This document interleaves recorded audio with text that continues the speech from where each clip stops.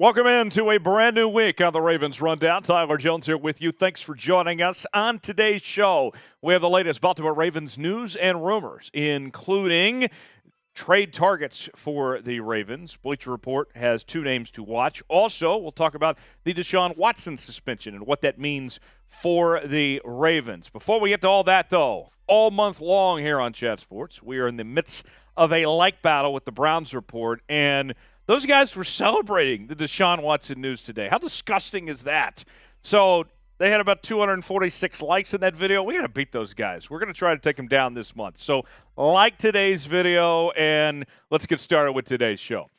So Bleacher Report has named two different players that the Ravens should look into as possible trade targets to try to better this team, and the names include Chiefs offensive tackle Lucas Niang, as well as Eagles wide receiver Jalen Reagor. And at those two positions, it has been much talked about, the offensive tackle position and the wide receiver spot for the Ravens for very different reasons. In the wide receiver position, very young group, still unproven at this point. Meanwhile, at the offensive tackle spot, you don't know when Ronnie Stanley is going to make that return. And do you trust the guys to possibly step up that are there? That remains to be unseen. So when I look at these two names, although the production has not been great for either player this early in their careers, I would say that it's a low-risk, high-reward situation. You wouldn't have to give up a whole lot for either player if you're going to trade for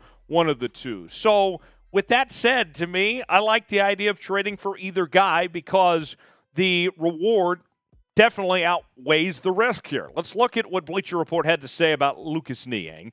Niang endured plenty during his first NFL campaign. He started 9 games at right tackle, but also dealt with shoulder and rib injuries before his season ended with a torn tendon. In his stead,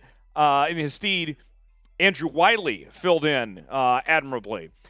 And it goes on to say, this offseason, General Manager Brett Veach signed veteran Garion Christian and drafted Darian Kennard in the 5th round. Both can play right tackle. Niang's standing is suddenly in question after only 1 year. So that's something to keep in mind there with Lucas Niang, a possible option for the Ravens to trade. So when we talk about bringing in an offensive tackle from the Chiefs, it worked out pretty well for the Ravens the last time they made that trade with Orlando Brown. Now possibly the other way, bring in Lucas Niang, maybe not a bad idea. Here's what the Ravens offensive line depth chart looks like right now. As you can see, with Stanley starting at the left tackle spot, Morgan Moses starts at right tackle, Linderbaum, Phillips. It's a good group there, but could use some depth if there's some injuries, and obviously in the Ronnie Stanley case, trying to find somebody to potentially fill in for him right away when the season begins. So what do you guys think? It's a good offensive line, but do they need to make another move to get better, to look for that depth of some sorts? Let me know in the comments section. Our pinned comment today, you're about to get an ad break. Why don't you take advantage of it and put your votes in, whether it's Y for yes or in for no. Let me know. Now's your chance to be the GM on Ravens Rundown. Let me know if the Ravens need to add an offensive lineman. Y for yes, in for no. All right, so Jalen Reagor now. Let's get you this quote from the head coach of the Philadelphia Eagles, Nick Sirianni, what he had to say about Reagor a while back. We want more production from Jalen Reagor, and he has all the talent to do so. I like him in that number 3 spot right now to be able to make plays because he has skill. He has talent. It's just our jobs as coaches to get that skill and talent out of him. And look, Reagor, there was high expectations for him coming out of TCU.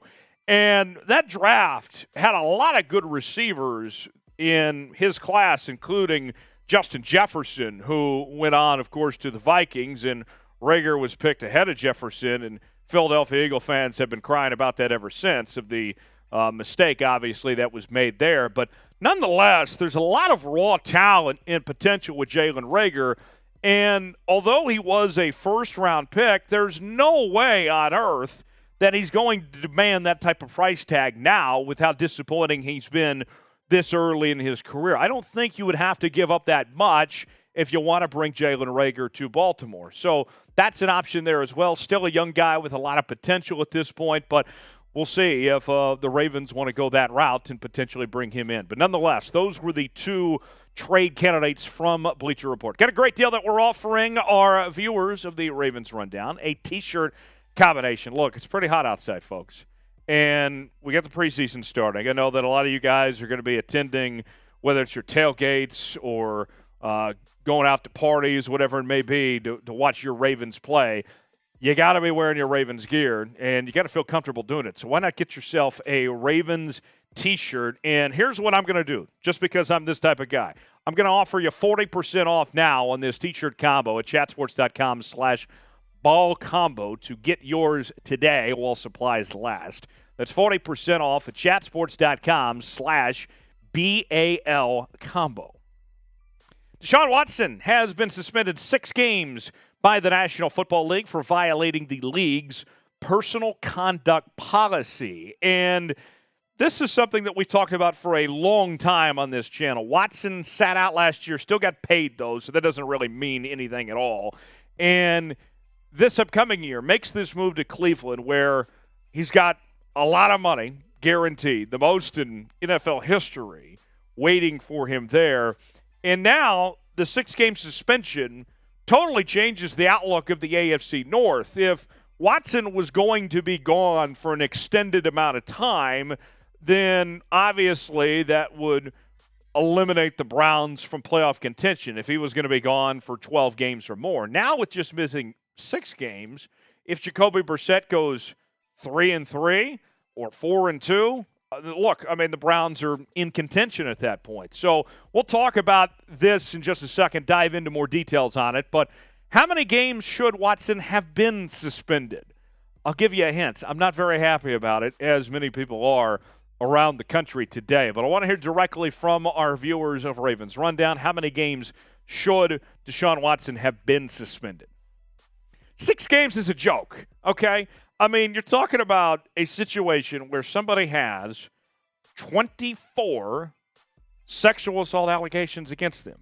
I mean, okay, I'm not trying to be a prisoner of the moment by any stretch here, but, I mean, the truth of the matter is you don't have 24 women lying here, okay? I mean, at the very, very least, one of these 24 allegations has to be true, right?